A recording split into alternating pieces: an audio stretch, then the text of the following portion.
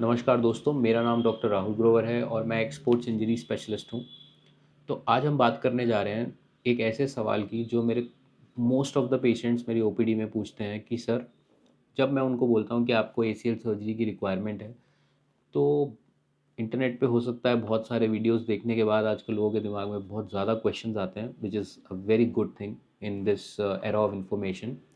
तो बहुत कॉमनली लोग पूछते हैं कि सर, मेरे जो आप एसीएल का लिगामेंट बनाओगे वो कौन से टेंडन से बनाओगे। सिंपल सा जवाब होता है कि हम लोग सबसे बढ़िया जो टेंडन यूज़ करते हैं दैट इज़ हैमस्ट्रिंग टेंडन।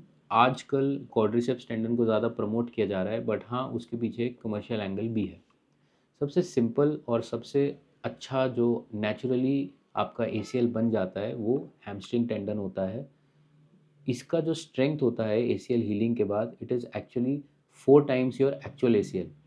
जो आपका नेटिव एसीएल था, इंजरी से पहले का एसीएल था, उसके 4 गुना स्ट्रेंथ होता है इस वाले लिगामेंट का जो हैमस्ट्रिंग टेंडन हम यूज़ करते हैं, जिसमें 2 टेंडन होते हैं।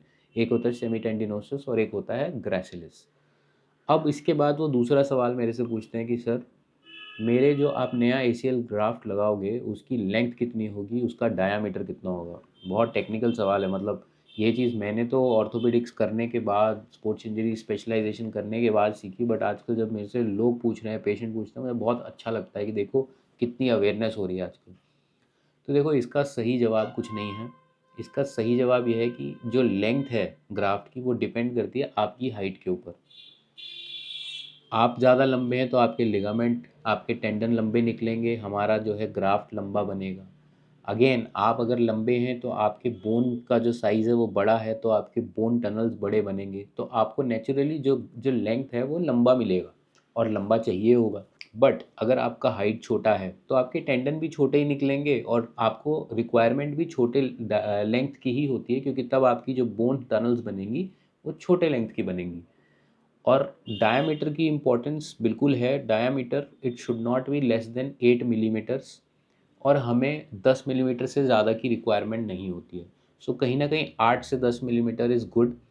अगर आप एक फुटबॉलर हैं, आप एक कॉन्टैक्ट स्पोर्ट प्लेयर हैं, जैसे कि कोई रेसलर हैं, तो आपके केस में better would be to have 9.5, और बेस्ट कि अगर 10 मिलीमीटर्स का डायमीटर मिल जाए। But in normal casual players जो वीकेंड प्लेयर्स हैं, वीकेंड पे खेलते हैं बैडमिंटन एक्सेट्रा, उन केसेस में 8.5 का डायमीटर इज़ गुड इनफ।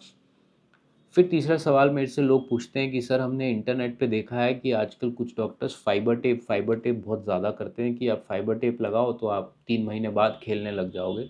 तो मैं शर्त लगा के बता सकता हूँ, मैंने 1000 से ज़्यादा एसीएल सर्जरीज़ कर दिए हैं। फाइबर टेप डालने से सबसे बड़ा नुकसान है कि आप अपने घुटने के अंदर एक फॉरेन बॉडी ऐड कर रहे हैं, और वो फॉरेन बॉडी या कोई भी फॉरेन बॉडी जब आपके जॉइंट में या बॉडी के किसी भी पार्ट में होती है, तो वो एक अट्रैक्टिव एरिया होती है इन्फेक्शन के लिए, जो अट्रैक्ट करती है ऑर्गेनिजम्स को। तो यस, इंटरनल ब्रेसिंग से, फाइबर टेप लगाने से आपका एसीएल सर्जरी के बाद इन्फेक्शन का रिस्क बढ़ जाता है, जो कि यूजुअली लेस देन 0.01% होता है। फाइबर टेप लगा के बढ़ सकता है, ऐसा डॉक्यूमेंटेड नहीं है कि कितना बढ़ सकता है, बट बढ़ता तो है। अब दूसरी बात करते हैं कि रिटर्न टू स्पोर्ट फास्ट हो जाएगा। क्यों फास्ट हो जाएगा? जब तक आपका एसीएल हील नहीं होगा, जब तक आपकी उसमें प्रोप्रियोसेप्शन वापस नहीं आएगी, आप वापस प्लायोमेट्रिक एक्सरसाइजेज पे नहीं जाएंगे, तब तक आप कैसे रिटर्न टू स्पोर्ट करेंगे। तो minimum time for return to sport is 6 to 9 months। मेरे दोस्तों, आप लोग गलत बातों में मत फंसो। 3 महीने में मेरा तो क्या, किसी का मरीज़ नहीं आ सकता रिटर्न टू स्पोर्ट में। तो ये हमारा एक्सपीरियंस है, ये रिसर्च पब्लिकेशन भी हैं। और अगर आप किसी एक्चुअल में एक्सपीरियंस सर्जन को मिलेंगे हमारे जैसे, तो आपको समझ में आएगा कि 3 महीने में रिटर्न टू स्पोर्ट पॉसिबल नहीं है। और ख़ासकर आप उनसे बात कीजिए जो पहले सर्जरी करा चुके हैं।